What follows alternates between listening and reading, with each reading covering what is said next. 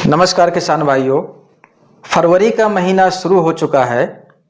इस महीने में सुबह शाम शीतलहर और सर्दी बनी रहती थी, लेकिन इस साल फरवरी में तेजी से बदलाव देखने को मिल रहा है।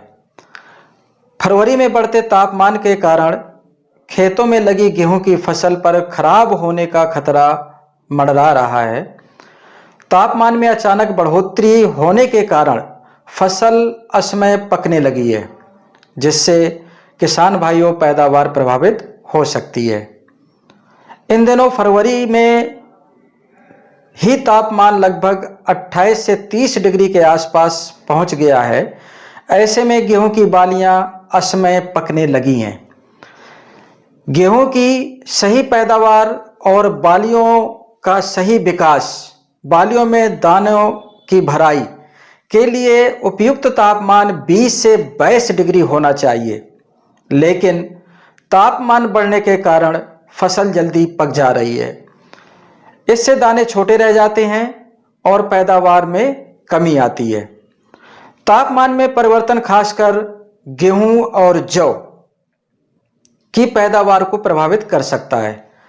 अपनी फसल को असमय पकने से बचाने के लिए कुछ जरूरी उपाय करना अति आवश्यक है, ताकि फसल सुरक्षित रहे और पैदावार में कमी ना आए। किसान भाइयों, इसके लिए आपको कुछ कदम उठाना पड़ेगा जिससे आपकी फसल सुरक्षित रहे। नंबर 1, आप अपने खेतों में शाम के समय प्रतिदिन थोड़ी थोड़ी सिंचाई कर सकते हैं, जिससे मिट्टी में नमी बरकरार रहे और बढ़ते तापमान का असर कम किया जा सके। नंबर 2, इसके अलावा किसान भाइयों, आप 400 ग्राम पोटाश को 200 लीटर पानी में मिलाकर प्रति एकड़ छिड़काव कर सकते हैं।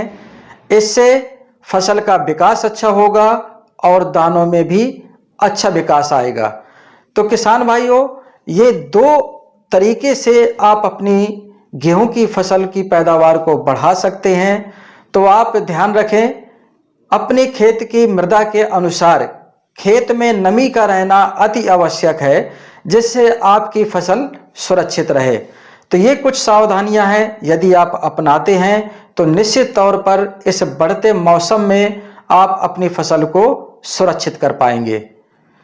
डेल्टा यानी समझदार किसान का भरोसा।